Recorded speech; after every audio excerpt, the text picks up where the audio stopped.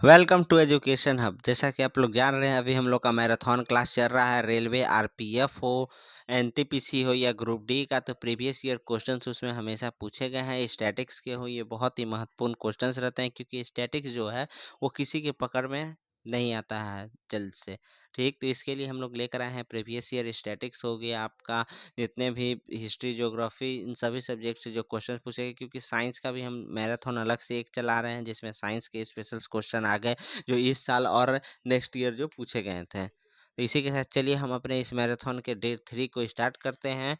और जो भी हमारे चैनल पे नए हैं वो लाइक करें, सब्सक्राइब करें, शेयर करें और बेल आइकन को प्रेस कर दें कि और भी नए वीडियो और कंटेंट इसी प्रकार से हम आपको देते रहें। चलिए स्टार्ट करते हैं। क्वेश्चन देखिए यहाँ पर, ऋग्वेद में स्त्रोतों को डैश के रूप में भी जाना जाता है। ऋग्वेद में स्त्रोतों को किस रूप में जाना जाता है? तो ये आपको हो गया सूतक के रूप में हम लोग जानते हैं। नेक्स्ट है, निम्नलिखित में से किस वेद को गीत की पुस्तक के मंत्रों का वेद या गीत का योग भी कहा गया है? किस वेद को हम लोग कहते हैं? तो साम वेद को क्या कहते हैं? तो गीत की पुस्तक, मंत्रों का वेद या गीत का योग भी कहा गया है। नेक्स्ट क्वेश्चन पे आते हैं हम लोग। भारत का राष्ट्रीय आदर्श वाक्य सत्यमेव जयते, अर्थात सत्य ही हमेशा विजय होता है, किससे? प्राचीन भारतीय शास्त्र से एक एक मंत्र है। तो किस भारतीय शास्त्र का एक मंत्र है? तो ये आपको मुंडको उपनिषद का एक मंत्र है। नेक्स्ट क्वेश्चन पे हम लोग आते हैं। ठीक, धनुर आयुर्वेद का उपवेद है। ठीक, इसका संबंध निम्न में से किसके साथ है? तो धनुर आयुर्वेद क्या है? तो ये उपवेद है। इसका संबंध किसके साथ है? तो ये आपको किससे संबंधित है? ये धनुर आयुर्वेद, तो ये आपको संबंधित है युद्ध कौशल शैली से। नेक्स्ट क्वेश्चन पे आते हैं। सबसे पुराना वेद कौन सा है? तो सबसे पुराना वेद कहेगा तो ये आपको ऋग्वेद है, और सबसे बाद का वेद कहेगा तो अथर्ववेद आ जाता है, और सबसे पुराना कहेगा तो ये आपको ऋग्वेद है। नेक्स्ट क्वेश्चन पे आते हैं। ऋग्वेद में ऐसे मंत्र हैं जिसमें अप्रामाणिक वालखिल्य भजन शामिल है। तो ऋग्वेद में ऐसे कितने मंत्र जिसमें अप्रामाणित वालखिल्य शामिल है? तो 1028। कितने हैं? तो 1028। नेक्स्ट क्वेश्चन पे आते हैं। ऋग्वेद में डैश मंत्र है। तो ऋग्वेद में कितने मंत्र है? तो 1028 मंत्र हैं। देखिए, वेदों का ज्ञान निम्न में से कौन से अंग जटिल शब्दों का अर्थ एवं व्याख्या के लिए प्रसिद्ध है? तो वेदों का ज्ञान कहेगा तो कौन सा हो गया? तो वेदों के ज्ञान के लिए आपको ये आ जाता है कौन? तो निरुक्तक। वेदों के ज्ञान के लिए तो निरुक्तक हो गया। नेक्स्ट क्वेश्चन पे आते हैं हम लोग। निम्नलिखित में से किस वेद में संगीत से संबंधित ज्ञान संग्रह है? तो संगीत से संबंधित ज्ञान कहेगा तो साम वेद में हो गया। नेक्स्ट क्वेश्चन आते हैं। वेदों को इंडो आर्यन सभ्यता का सर्वप्रथम साहित्य अभिलेख माना जाता है। ठीक, इसमें शामिल 4 वेद के नाम है ऋग्वेद, सामवेद, यजुर्वेद और कौन से वेद हो गए? तो ये आपको अथर्ववेद आ जाते हैं। नेक्स्ट आते हैं, मुंडको उपनिषद किससे संबंधित है? तो मुंडको उपनिषद ये आपको कहेगा तो किससे संबंधित है? तो ये आपको अथर्ववेद से संबंधित है। मुंडको उपनिषद किससे? तो अथर्ववेद से संबंधित है। ठीक, नेक्स्ट चलते हैं क्वेश्चंस पे हम लोग। भारत की वैदिक कला अवधि काल अवधि कब तक चली थी? तो वैदिक काल अवधि कहेगा भारत का कब तक चला था? तो ये 1500 से 500 बीसी तक चला था। 1500 से 500 बीसी तक। नेक्स्ट क्वेश्चन आते हैं। निम्नलिखित में से कौन सा वेद जादुई अनुष्ठानों और वशीकरण के बारे में बताता है? तो जादुई अनुष्ठान और वशीकरण तो ये आपको अथर्ववेद हो गया। नेक्स्ट आते हैं। यजुर्वेद में यजुर का अर्थ क्या होता है? तो यजुर्वेद में यजुर का अर्थ होता है बलिदान। नेक्स्ट क्वेश्चन पे आते हैं। निम्नलिखित में से किस वेद में बीमारियों का उपचार दिया गया है? तो किस वेद में? तो अथर्ववेद में जो है बीमारियों का उपचार के बारे में दिया गया है। नेक्स्ट क्वेश्चन आते हैं। निम्नलिखित में से किस उपनिषद में वसुदेव कुटुंब शब्द का उल्लेख किया गया है? तो यह है आपको महाउपनिषद में जो है ये आपको वसुदेव कुटुंब का शब्द का उल्लेख किया गया है। किस में? तो यह क्या है? तो महाउपनिषद में। नेक्स्ट आते हैं। उपनिषदों में से डैश उपनिषदों में से डैश से उपनिषद मुख्य जाने जाते हैं? कितने? तो देखिए, 108 उपनिषद में से 11 उपनिषद ही जो है मुख्य थी उपनिषद मुख्य माने जाते हैं। नेक्स्ट आते हैं क्वेश्चंस पे हम लोग। डैश सबसे पुराना उपनिषद है कौन सा? तो ये आपका छंदोग्य उपनिषद जो है सबसे पुराना। प्रारंभिक भारतीय दर्शन के अनुसार प्रत्येक वस्तु डैश मूल तत्वों से बनी हुई है। प्रत्येक वस्तु कितने? तो 5 मूल तत्वों से बनी हुई है। नेक्स्ट आते हैं, कठोर उपनिषद में नचिकेत नामक एक किशोर और देवता के बीच हुई बातचीत दर्ज है। निम्नलिखित में से कौन सा देवता नचिकेत से बात कर रहा है? तो नचिकेत से भगवान यम जो है बात कर रहे हैं। नेक्स्ट आता है, महाजनपद काल से अब आते हैं हम लोग। निम्नलिखित विकल्पों में से गलत जोड़ी का चयन कीजिए। ठीक, इनमें से कौन जो है गलत है? तो देखिए यहाँ पर गुप्त चंद्रगुप्त कहेगा तो मौर्य से है, राज कहेगा तो ये आपको चोल सम्राट से, कनिष्क कुषाण से है, और बिंबिसार कहेगा तो ये हर्यक वंश ना कि गुप्त वंश। तो ये आपको गलत है, यहाँ पर हर्यक वंश होता। नेक्स्ट आते हैं, बिंबिसार डैश का शासक, कहाँ का शासक था बिंबिसार? तो ये आपको कहाँ का शासक था बिंबिसार? तो ये आपको मगध का शासक था। नेक्स्ट क्वेश्चन पे आते हैं हम लोग। निम्नलिखित में से कौन सी मगध साम्राज्य की राजधानी थी? तो मगध साम्राज्य की पहली राजधानी क्या थी? तो राजगीर थी। बाद में फिर क्या हो गई? पाटलिपुत्रा। नेक्स्ट आते हैं, आर्य संस्कृति। आर्य संस्कृति के सर्वोच्च कला में गंगा घाटी के जनपद जो संख्या में डैश थे जनपद बन गए, कितना थे? तो गंगा घाटी के 16 जनपद जो थे जो महाजनपद बन गए। नेक्स्ट आते हैं हम लोग, प्राचीन काल में अवध को किस नाम से जानते थे? तो प्राचीन काल में अगर अवध के बारे में पूछेगा तो किस नाम से जानते थे? तो इसको कोसल के नाम से जानते थे। नेक्स्ट आता है, जैन धर्म से अब आ गए हम लोग। 19वीं शताब्दी में निर्मित अजमेर का सेना जी कि नसिया मंदिर डैश को समर्पित है, किसको समर्पित है? नसिया मंदिर तो भगवान ऋषभ देव को समर्पित है। नेक्स्ट क्वेश्चन आते हैं, जैन धर्म से संबंधित जल मंदिर का निर्माण किसने किया? तो जैन धर्म से संबंधित जल मंदिर तो आपको राज नंदीवर्धन ने किया था। किसने? तो राजा नंदीवर्धन ने किया था। किसका? तो ये आपको जल मंदिर का निर्माण किसने करवाया? जैन धर्म से संबंधित है जल मंदिर, याद रखिए किसने करवाया? तो राजा नंदीवर्धन ने करवाया था। नेक्स्ट क्वेश्चन पे आते हैं हम लोग। जैन धर्म में तीर्थकार किसे कहते हैं? तो देखिए, धर्म का रक्षक एवं आध्यात्मिक शिक्षक जो मोक्ष या क्या है, मुक्ति का मार्ग बताते हैं, उसी को हम लोग क्या कहते हैं? तो तीर्थकार कहते हैं। नेक्स्ट क्वेश्चन आ जाता है यहाँ पर ही आपको, निम्नलिखित में से कौन सा स्थान जैन धर्म से संबंधित नहीं है? तो देखिए कौन सा जो है जैन धर्म से संबंधित नहीं है? तो ये आपको कुशीनगर जो है जैन धर्म से संबंधित नहीं है। कुशीनगर जो है तो ये आपको किससे संबंधित? ये बौद्ध धर्म से संबंधित है। नेक्स्ट आते हैं, जब कोई तीर्थकार अपने नश्वर शरीर को छोड़ता है तो इसे डैश के रूप में हम लोग जानते हैं। इसे हम लोग किस रूप में जानते हैं? तो इसको निर्वाण कहते हैं। नेक्स्ट आता है, निम्नलिखित में से कौन सा आगम जैन में अहिंसा का वर्णन करता है? निम्नलिखित में से कौन सा आगम जो है जैन धर्म में अहिंसा का वर्णन करता है? तो ये आपको होता है सूत्रकांतका सूत्र करता है। कौन करता है? तो ये आपको करता है सूत्रक्रांतकांग सूत्र करता है। सूत्रकांतकांग सूत्र जो है ये आगम जैन धर्म में क्या अहिंसा का वर्णन करता है। नेक्स्ट आते हैं यहाँ पर ही, निम्नलिखित में से किस जैन धर्म का प्रथम तीर्थकार माना गया है? किस जैन धर्म को प्रथम तीर्थकार? तो ये आपको ऋषभनाथ को प्रथम तीर्थकार माना गया है। नेक्स्ट क्वेश्चन पे हम लोग आते हैं, वर्धमान महावीर जैन धर्म के केवे तीर्थकार थे? तो ये आपको जो थे 24वें तीर्थकार थे। जैन धर्म में 24 तीर्थकारों में से प्रथम तीर्थकार कौन थे? तो ये आपको ऋषभनाथ थे। जीवन में जिन 5 बंधनों को जैन धर्म के लोगों द्वारा पालन करना होता है उनमें से उनमें से निम्न में से किसका अर्थ गैर अभिग्रहण है? तो किसका अर्थ गैर अभिग्रहण होता है? तो ये होता है अपरिग्रह। अपरिग्रह का अर्थ क्या होता है? तो गैर अभिग्रहण होता है। नेक्स्ट क्वेश्चन पे आते हैं हम लोग, डैश को वह पवित्र व्यक्ति माना जाता है जिसने जैन धर्म को उसका वर्तमान स्वरूप दिया। किसने जैन धर्म को उसका वर्तमान स्वरूप दिया? तो ये आपको दिया है महावीर जी ने दिया। चलिए नेक्स्ट आते हैं, स्वामी महावीर का जन्म कहाँ हुआ? स्वामी महावीर का जन्म जो है तो ये आपको कुंड ग्राम में हुआ था। नेक्स्ट, महावीर और उनके अनुयायियों की शिक्षा को लगभग 1500 वर्ष से पहले जिस रूप में लिखा गया था उस रूप में वर्तमान में किस स्थान पर उपलब्ध है? तो वो रूप जो है ठीक उसी रूप में वे वर्तमान में किस स्थान पर उपलब्ध हैं? तो ये आपको गुजरात के बल्लभी में उपलब्ध हैं। नेक्स्ट क्वेश्चंस पे आते हैं हम लोग।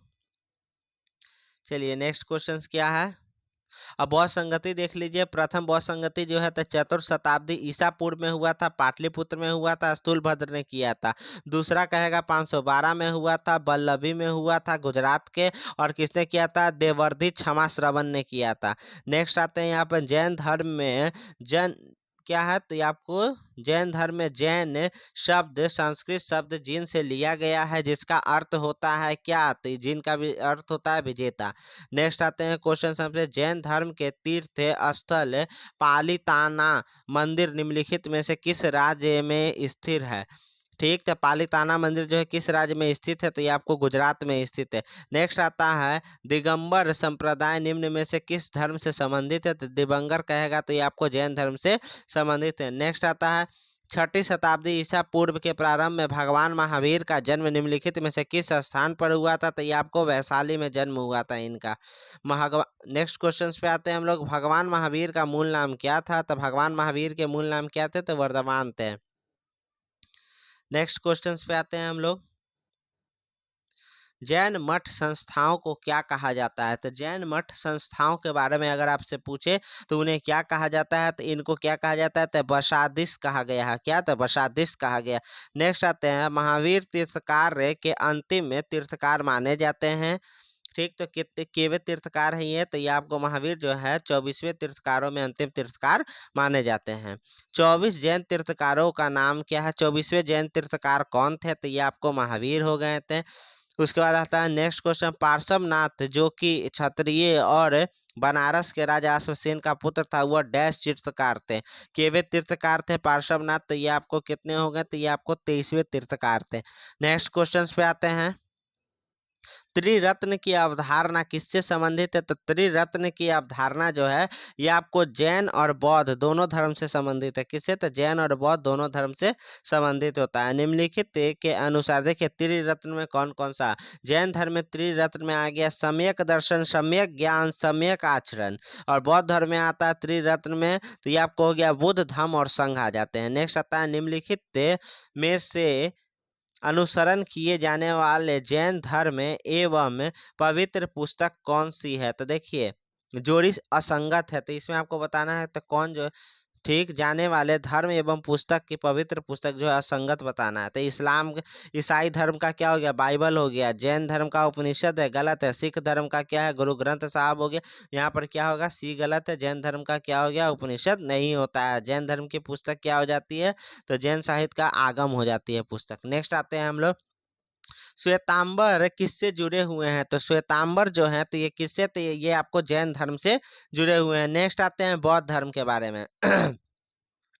बुद्ध ने अपना प्रथम उपदेश सारनाथ में अपने 5 शिष्यों को दिया था, जिसे क्या कहा गया है? तो बुद्ध भगवान ने अपना उपदेश जो है 5 शिष्यों को दिया था, जिसे हम लोग क्या कहते हैं? तो उसको धर्मचक्र प्रवर्तन कहते हैं। वैशाली में द्वितीय बौद्ध संगति किसके द्वारा संचालन की गई थी? तो द्वितीय कहेगा तो काला शोक द्वारा वैशाली में हुआ था। देखिए बौद्ध संगति एक नजर देख लेते हैं हम लोग। प्रथम हुआ था महाकश्यप अध्यक्ष थे अजातशत्रु के समय में राजगृह में। द्वितीय कहेगा तो काला शोक के समय में वैशाली में हुआ था, सावाकामी थे। तृतीय में मोगली पुत्र थे, अशोक के समय में हुआ था, और ये कहाँ?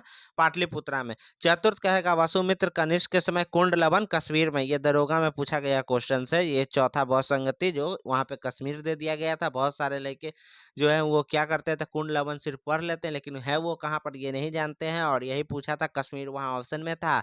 बहुत सारे बच्चों का गलत हुआ था। नेक्स्ट थेरी गाथा एक बौद्ध ग्रंथ है जो डैश का हिस्सा है, और यह भिक्षुनियों द्वारा रचित छंदों का संग्रह होता है। तो थेरी गाथा क्या है? तो ये आपको सूत पिटक का एक हिस्सा है जो भिक्षुनियों द्वारा रचित क्या है।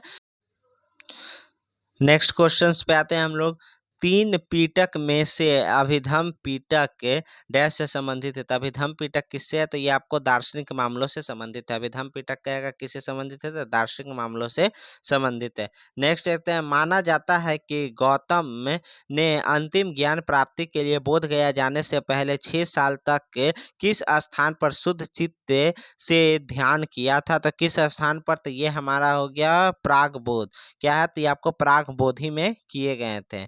नेक्स्ट आते हैं क्वेश्चंस में हम लोग। त्रिपिटक निम्नलिखित में से किस धर्म का पवित्र ग्रंथ है? त्रिपिटक कहेगा किस धर्म का पवित्र ग्रंथ है, तो ये आपको बौद्ध धर्म का पवित्र ग्रंथ है निम्नलिखित में से। नेक्स्ट क्वेश्चन पे, बौद्ध गौतम बुद्ध का संबंध निम्नलिखित में से किस गण से था? तो गौतम बुद्ध का संबंध तो ये आपको शाक्य गण से थे।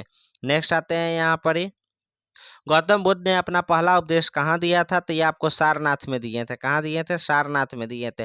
नेक्स्ट क्वेश्चन पे आते हैं, गौतम बुद्ध को ज्ञान प्राप्ति निम्नलिखित में से किस शहर में हुई थी? तो ज्ञान की प्राप्ति इसको बोध गया में हुआ था। नेक्स्ट क्वेश्चन पे आते हैं हम लोग, निम्नलिखित में से कौन सा बौद्ध धर्म से संबंधित एक पवित्र ग्रंथ है? तो ये आपको हो गया त्रिपिटक।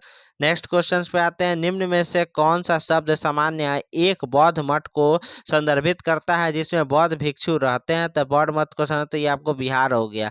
नेक्स्ट आता है, निम्नलिखित में से किस स्थान पर गौतम बुद्ध ने आत्मज्ञान प्राप्त किया था? तो ये आपको हो गया बोध गया में आत्मज्ञान की प्राप्ति हुआ था।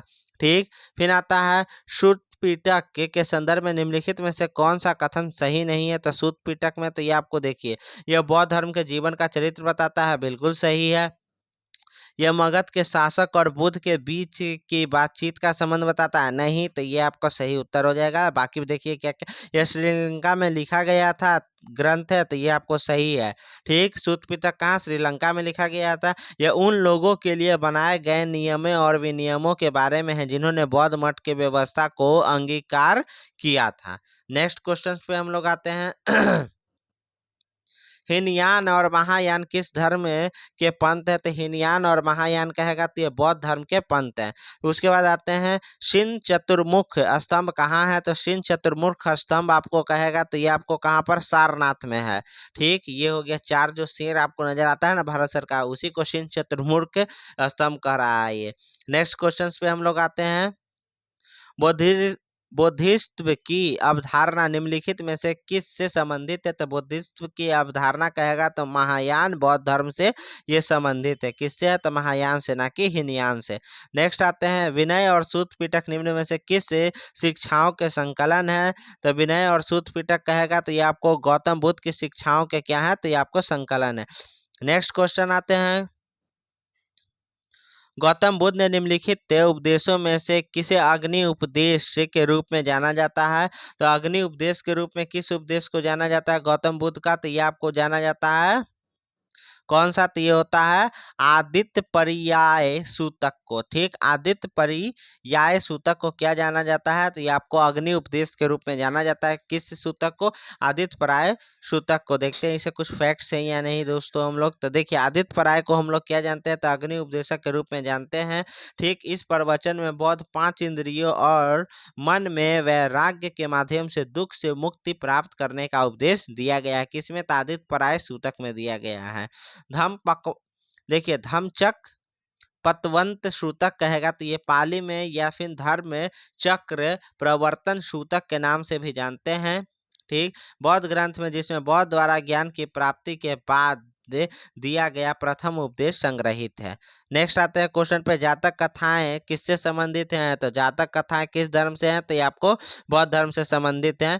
ठीक, इनका जन्म लगभग 563 ईसा पूर्व में हुआ था। गौतम बुद्ध का जन्म कब हुआ? 563 में, याद रखिएगा। बुद्ध चरित्र नामक महाकाव्य किसने लिखा है? तो बुद्ध चरित्र के लेखक अश्वघोष है। कौन है? तो अश्वघोष ने लिखा है बुद्ध चरित्र। नेक्स्ट क्वेश्चन आते हैं हम लोग, देखिए यहाँ पे कुछ फैक्ट है। नागा अर्जुन ने शून्यवाद तथा माध्यमा मत के प्रख्यात बौद्ध आचार्य थे। शून्यवाद के कौन थे और माध्यमा मत के? तो ये आपको नागा अर्जुन थे जो बौद्ध आचार्य थे। नागा अर्जुन 150 ईस्वी में तथा मृत्यु इनका कब हुआ? तो 150 ईस्वी में हुआ था। नेक्स्ट देखते हैं, हेमचंद्र श्वेतांबर जैन परंपरा के आचार्य हेमचंद्र का जन्म गुजरात के अहमदाबाद में किससे जुटे हुए थे? तो श्वेतांबर से जुटे हुए थे। ये जैन धर्म से संबंधित है। नेक्स्ट आते हैं हम लोग, निम्नलिखित में से कौन सा स्थान है बौद्ध के तीर्थ स्थलों में से नहीं है? तो बौद्ध के तीर्थ स्थलों में से नहीं है तो ये आपको ग्वालियर जो है बौद्ध के तीर्थ स्थलों में से नहीं है। नेक्स्ट क्वेश्चन आता है, गौतम बुद्ध का जन्म कहाँ हुआ था? तो गौतम बुद्ध का जन्म जो है वो आपको लुम्बिनी में हुआ था। ठीक, उस बौद्ध ग्रंथ का नाम बताइए जिसमें भिक्षुओं के लिए नियमों का उल्लेख है। भिक्षुओं के लिए नियमों का उल्लेख किस में है? तो ये आपको विनय पिटक में है। नेक्स्ट क्वेश्चन आते हैं हम लोग, स्तूप पे क्यों बनाए गए थे? तो स्तूप जो है आपको पवित्र स्मृति चिन्ह रखने के लिए बनाए गए थे। नेक्स्ट आता है डैश का जन्म 560 ईसा पूर्व में हुआ था और 480 ईसा पूर्व में 80 वर्ष की उम्र में उनकी मृत्यु हो गई थी। किनका जन्म जो हुआ था 560 ईसा पूर्व में और उनकी मृत्यु हो गई थी? तो देखिए ये स्टार है, 563 देता तब ये 80 वर्ष की उम्र में, तो ऐसे बुध याद रख सकते हैं, लेकिन 563 यहाँ देना चाहिए था, ये मिस किए हुए हैं। नेक्स्ट क्वेश्चन आते हैं हम लोग, किस वृक्ष के नीचे रानी मायावती ने गौतम बुद्ध को जन्म दिया था? तो किस वृक्ष के नीचे जो है रानी मायावती ने गौतम बुद्ध को जन्म दिया था? तो ये आपको कौन सा वृक्ष हो गया? तो ये आपको वृक्ष हो गया, ये आपको साल के वृक्ष के नीचे जो गौतम बुद्ध को जन्म दिया था। कौन से वृक्ष हो गए ये? तो ये आपको साल के वृक्ष के नीचे। नेक्स्ट आते हैं हम लोग, बौद्ध धर्म की नींव डैश महान सच्चाइयों और डैश अंगीय पथ पर आधारित है। तो किस पर है? तो ये आपको 4 महान सच्चाई और 6-8 जो है ये आपको अंगीय पथ पर आधारित है। अब यहाँ पर देख लीजिए 4 सच्चाई क्या है। संसार में दुख है, सही है। उसके बाद आता है दुख समुदाय, दुखों का कारण, दुख निरोध, दुख का निवारण, दुख निराधोगामी प्रतिपाद, निवारण के लिए अष्टांगी मार्ग दिए गए हैं। और वो अष्टांगी मार्ग कौन कौन से हैं? तो देखिए, सम्यक दृष्टि, सम्यक संकल्प, सम्यक वाक, सम्यक कर्मांत, सम्यक आजीव, सम्यक व्यवय, सम्यक स्मृति, सम्यक समाधि। नेक्स्ट आते हैं हम लोग निम्नलिखित में से कौन सा भगवान बुद्ध के 4 महान सच्चाइयों में से नहीं है? संसार दुखों का घर है, सही बात है। नेक्स्ट आ गया दुख का कारण इच्छा है, ये भी सही बात है। देखिए, यदि इच्छाओं से छुटकारा नहीं मिलता है तो दुख से निवारण हो सकता है, ये गलत है यहाँ पर ही। और देखिए यह 8 फोल्ड पथ पे पालन किया जा सकता है, तो ये बात सही है। नेक्स्ट आते हैं हम लोग क्वेश्चन पे, त्रिपिटक पवित्र धर्म ग्रंथ कौन से धर्म से संबंधित है? त्रिपिटक कहेगा तो ये आपको बौद्ध धर्म से संबंधित है। नेक्स्ट क्वेश्चन पे हम लोग आते हैं, त्रिपिटक के उपदेश का सबसे पहला ग्रंथ कौन सा है? तो त्रिपिटक उपदेश का सबसे पहला ग्रंथ आपसे पूछा जाए तो ये कौन सा है? तो ये आपको बौद्ध धर्म है, ठीक। नेक्स्ट आता है, गौतम बुद्ध ने अपना प्रथम प्रवचन कहाँ दिया था? तो ये आपको सारनाथ में दिए थे। गौतम बुद्ध ने अपना पहला उपदेश से कहाँ दिया था? तो ये आपको सारनाथ में दिया, या आपका प्रवचन कहाँ दिया? तो सारनाथ में दिया था। नेक्स्ट आता है, गौतम बुद्ध को ज्ञान कहाँ से प्राप्ति हुआ था? तो गौतम बुद्ध को बोध गया से ज्ञान की प्राप्ति हुई थी। कहाँ से? तो बोध गया से प्राप्ति हुआ। नेक्स्ट क्वेश्चन आता है आपको, बौद्ध ग्रंथों का अध्ययन करने के लिए विजयवाड़ा में कौन सा चीनी विद्वान रहा? तो देखिए, विजयवाड़ा में कौन सा चीनी विद्वान रहा था? तो ये आपको जुआन यांग रहा था, ठीक। देखिए, बौद्ध ग्रंथों के अध्ययन करने के लिए विजयवाड़ा में जुआन यांग नामक जो था चीनी विद्वान रहता था, ठीक। चीन बौद्ध धर्म की चीनी शाखा है, ठीक। बौद्ध धर्म की परंपराओं में 2000 वर्ष तक चीनी संस्कृति और सभ्यता पर गहरा प्रभाव छोड़ा है, ठीक। नेक्स्ट आते हैं, दुनिया की 65% से अधिक के बौद्ध आबादी चीन में रहती है, याद रखिए। दुनिया के 65% से अधिक आबादी कहाँ रहती है? तो चीन में रहती है। नेक्स्ट क्वेश्चन आते हैं, बोध गया किस भारतीय राज्य में स्थित है? तो बोध गया आपको बिहार में स्थित है, अपने बिहार में। नेक्स्ट आते हैं, गौतम बुद्ध ने अपने उपदेशों में जनसाधारण की भाषा डैश का प्रयोग किया। किस भाषा का प्रयोग किया था? तो उन्होंने पाली भाषा का प्रयोग किया था। नेक्स्ट क्वेश्चन आते हैं हम लोग, जातक कथाओं में डैश के जन्म और उनके पूर्व जीवन का वर्णन मिलता है। जातक कथाओं में किनके जन्म और उनके पूर्व जीवन का वर्णन मिलता है? तो ये आपको बुद्ध के। जैन धर्म और बौद्ध धर्म के उदय में भारत में ईसा पूर्व डैश शताब्दी के धार्मिक अशांति देखी गई थी। कब? तो 6ठी में। उदय में भारत में जो था ईसा पूर्व में क्या? तो 6ठी शताब्दी में धार्मिक अशांति देखी गई थी। कब? तो 6ठी शताब्दी में। नेक्स्ट आते हैं हम लोग, गौतम बुद्ध की माँ का नाम क्या था? तो गौतम बुद्ध की माता का नाम पूछेगा तो क्या उनकी माता का नाम था? तो ये था माया। नेक्स्ट आता है, बौद्ध धर्म में दिए गए आचार के नियम डैश और पंचशील सिद्धांत के नाम से जाने जाते हैं। किसके ऊपर जाने जाते हैं? डैश और पंचशील नाम के सिद्धांत से जाने जाते हैं। तो इनमें से कोई नहीं हो जाएगा। ठीक, जो मार्ग दिए थे वो अष्टांगी मार्ग दिए थे। वो क्या दिए थे? तो अष्टांगी मार्ग। तो अष्टांगी मार्ग ये हो जाएगा यहाँ पर ही। ठीक, आचार के नियम और पंचशील सिद्धांत के नाम जाने, तो ये गलत क्वेश्चन है। अष्टांगी मार्ग यहाँ होना चाहिए था। नेक्स्ट आ गया आपको, क्वेश्चन हम लोग देखते हैं यहाँ पर ही। स्तूप, देखिए नेक्स्ट क्वेश्चन, वस्तु डैश वस्तु का मुख्य रूप से चैत्य विहार और स्तूप और स्तंभ होता है। तो कौन सा होता है? तो ये आपको बौद्ध का। ठीक, बौद्ध है वास्तुकला। ठीक, कौन सी है? तो बौद्ध वास्तुकला में क्या होता है? तो ये आपको चैत्य विहार स्तूप और स्तंभ पाए जाते हैं। नेक्स्ट आते हैं आप लोग को यहाँ पर बौद्ध तीर्थकार दांत का मंदिर कहाँ पर है? ठीक, बौद्ध तीर्थ क्या है? तीर्थ स्थान दांत का मंदिर कहाँ पर है? तो दांत का मंदिर आपको श्रीलंका में पाया जाएगा। नेक्स्ट आते हैं, बोरोबुडूर बौद्ध मंदिर कहाँ पर स्थित है? तो बोरोबुडूर बौद्ध मंदिर इंडोनेशिया में है। और दांत मंदिर कहाँ पर है बौद्ध का? तो ये आपको कहेगा तो श्रीलंका में है। ठीक, जहाँ यह मानते हैं कि भगवान बुद्ध ने अपना पहला उपदेश दिया था, उस स्मारक का नाम बताइए और जिसने city of the Holi Buddha भी कहा जाता है। City of the Holi Buddha के नाम से किसको? धमेक स्तूप सारनाथ को जानते हैं। देखिए सबसे पहले भगवान बुद्ध ने धमेक हो गया, city of the Holi Buddha के नाम से जानते हैं उसको कौन सा? तो ये सारनाथ को जानते हैं, city of the Holi Buddha Sarnath. Next आते हैं, निम्नलिखित में से कौन सा एक बुद्ध की शिक्षाओं का संग्रह है? तो ये आपको त्रिपिटक जो है बुद्ध की शिक्षाओं का एक संग्रह है। त्रिपिटक में विनय सूत और अभिधम पिटक आ जाते हैं। नेक्स्ट क्वेश्चन यहाँ पर आता है आपको, पारसी और यहूदी धर्म से समझिए। यहाँ पर भारत का एक धर्म जोरोस्ट्रियन मुख्य रूप से किस राज्य में मनाया जाता है? तो ये आपको किस राज्य में? तो ये आपको महाराष्ट्र राज्य में मनाया जाता है। नेक्स्ट क्वेश्चन आता है, नीचे शब्दों में से 4 युग में दिए गए हैं जिनमें से 3 किस तरीके से एक समान है और एक युग में भिन्न है। कौन सा युग में शेष से भिन्न है? तो यहाँ देखिए अवेस्ता, अवेस्ता जो होते हैं ये आपको पारसी धर्म से संबंधित है। तोरा कहेगा तो यहूदी धर्म से संबंधित है। त्रिपिटक बौद्ध धर्म से, अवेस्ता पारसी से। मंदिर आपको जो है तो ये देखिए यहाँ पर क्या हो जाएगा? तो मंदिर यहूदी धर्म से है। मंदिर जो है हिंदुओं की पूजा का स्थान है। ठीक, किसी धर्म से ये संबंधित नहीं है, किसी धर्म से ये संबंधित नहीं है। उसके बाद आते हैं, जेद अवेस्ता डैश के साथ जुड़ा हुआ है। जेद अवेस्ता किसके साथ जुड़ा हुआ? तो यह पारसी धर्म के साथ जुड़ा हुआ है।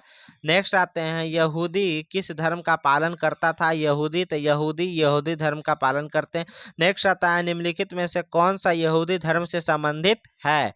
तो यहूदी धर्म से जो है तो तोरा आपको यहूदी धर्म से संबंधित है। नेक्स्ट आता है, मौर्य साम्राज्य। पाटलिपुत्रा के स्थानांतरण होने से पहले निम्न में से कौन सा कई वर्षों तक मगध की राजधानी रही थी? तो ये आपको राजगृह जो थी कई वर्षों तक मगध की राजधानी रही थी, पाटलिपुत्रा बनने से पहले राजधानी। नेक्स्ट आते हैं, लॉरियर नंदन गढ़ स्तंभ कहाँ स्थित है? तो लॉरियर नंदन गढ़ कहेगा तो ये आपको बिहार के चंपारण में आ जाता है। और किस में? तो पश्चिमी चंपारण जिले में ये पाया जाता है। बूढ़ी गंडक नदी के किनारे स्थित है। कहाँ? तो बूढ़ी गंडक नदी के किनारे है। नेक्स्ट आता है, जिस मौर्य सम्राट ने लगभग 287 से 268 से 31 ईसा पूर्व के अपने शासनकाल के दौरान शिलालेखों और स्तंभों पर अपना लेख उत्कीर्ण कराया था, वो कौन थे? तो ये आपको अशोक महान हुआ। उसके बाद आते हैं यहाँ पे, सम्राट अशोक का पितामह कौन था? तो सम्राट अशोक के पितामह जो कहेगा ये आपको चंद्रगुप्त मौर्य, यानी दादा कौन थे? तो चंद्रगुप्त मौर्य। नेक्स्ट आता है, निम्नलिखित में से कौन सा स्थल आधुनिक गुजरात में स्थित है जहां अशोक के शिलालेख अवस्थित है? तो आधुनिक गुजरात में कौन सा? तो आपको गिरनार हो गया। ठीक, नेक्स्ट आते हैं हम लोग, लगभग 240 ईसा पूर्व में किस मौर्य सम्राट ने कलिंग को जीतने 260 ईसा पूर्व में किस मौर्य सम्राट ने कलिंग को जीतने के लिए सैन्य अभियान का नेतृत्व किया था?